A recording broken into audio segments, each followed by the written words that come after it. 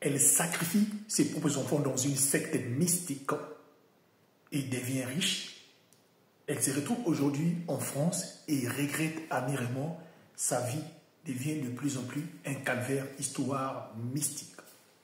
Avant toute chose, j'aimerais attirer votre attention, prier sans cesse et surtout de ne pas oublier que le monde où nous vivons est un monde là où il y a plusieurs mondes.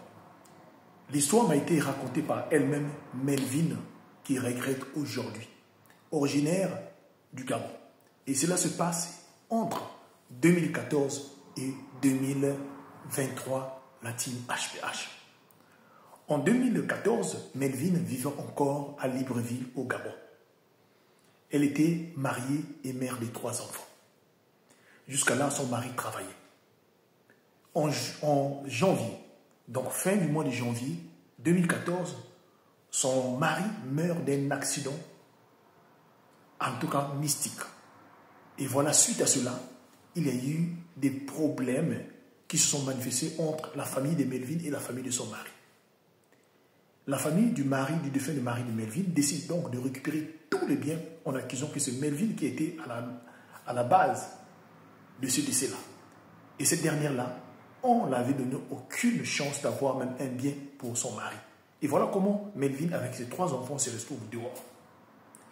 Alors, c'est une copine qui va l'héberger là-bas à Libreville en la donnant une petite partie pour vivre. En faisant de petits commerces, Dieu fera grâce, Melvin va quitter donc Libreville pour aller, en tout cas, dans une autre ville du Gabon qui est Port-Gentil. En arrivant là-bas, voilà comment la vie va devenir de plus en plus calvaire, difficile pour Melvin et ses enfants. Elle n'arrivait même plus à trouver de quoi à manger. Et là, elle décide donc de chercher d'autres solutions afin véritablement de s'en sortir dans la vie. Et c'est là par la suite que Melvin décide donc d'aller chercher la voie des marabouts, des féticheurs. Elle décide de confier ses 3 enfants auprès d'une voisine dont elle connaissait là-bas à Port-Gentil. Voilà comment Melvin se dirige donc à Brazzaville, donc au Congo. Elle traverse donc par le Congo et là-bas, alors elle va retrouver un féticheur très très connu là-bas qui aide beaucoup de gens à leur donner des richesses. Et c'est là où, quand Melvin arrive là, elle fait toutes sortes de rituels avec ce féticheur-là. Et ce féticheur, à la fin, finissent par lui dire, si tu veux vraiment devenir une femme d'affaires très riche, il faut des sacrifices. Et voilà comment Melvin accepte donc des sacrifices. Mais le féticheur lui dit, tu dois donner un de tes enfants. Et voilà comment Melvin aussi, comme elle avait 3 enfants, elle décide donc de donner un seul enfant. Mais quand, alors, elle finit cela, de faire des rituels au Congo, elle décide donc de repartir à Port-Gentil. Le féticheur lui dira, quand tu arriveras à Port-Gentil, chez toi, à la maison de ta case, tu remarqueras dans ton oreiller, il y aura de l'argent qui sera là. Et chaque fois, l'oreiller que tu as l'habitude de mettre la tête là, n'importe où, tu trouveras de l'argent. Et le féticheur finit par lui donner quelques feuilles qu'elle devait véritablement mettre dans son eau quand elle se lave. Voilà, de retour à Port-Gentil, sa vie fut améliorée. Et elle, en ce moment-là, alors quitte le logement où elle était, elle change d'autre logement, elle achète une voiture, ses enfants commencent à fréquenter des bonnes écoles. Mais très vite, son premier fils décède d'une maladie alors qu'on ne pouvait pas expliquer. Même les médecins n'ont pas compris, le fils décède. Melvin reste qu'avec 2 enfants. Elle-même, elle savait pourquoi son fils était décédé. Mais sauf qu'une année plus tard, le 2e fils venait de décéder. S'en est suivi encore, l'année suivante encore, le 3e fils. Melvin se retrouvait avec aucun enfant. Pris de colère, elle décide donc d'aller alors au Congo pour aller voir le féticheur. Le féticheur leur dit que tout ce que tu as fait comme sacrifice là, c'est pour ton argent. Voilà comment aujourd'hui tu as la gloire.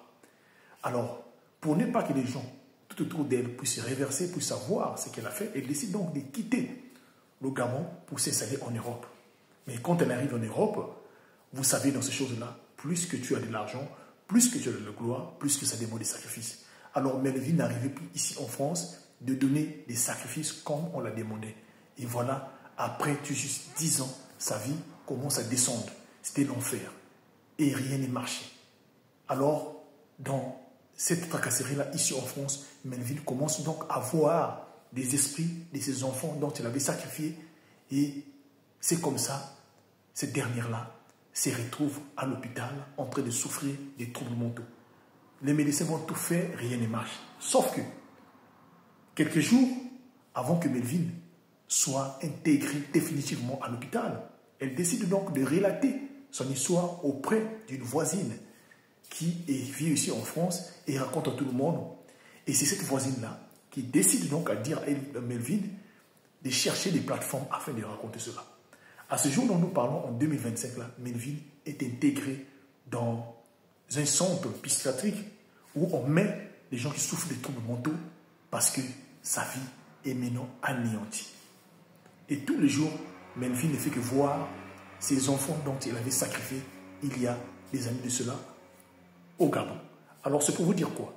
La richesse cherchée dans des voies ténébreuses finissent toujours par nous brûler les doigts.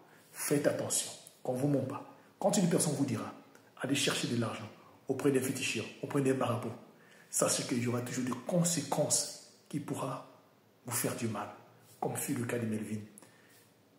La parole de Dieu déclare, l'homme mangera à la sueur de son front. Donc soyez concentrés et attendez le temps de Dieu. N'ayez pas courir derrière les richesses de ce monde-là. Que Dieu nous bénisse. Partagez-moi cette histoire. C'était HPH, l'homme à plusieurs histoires. Merci.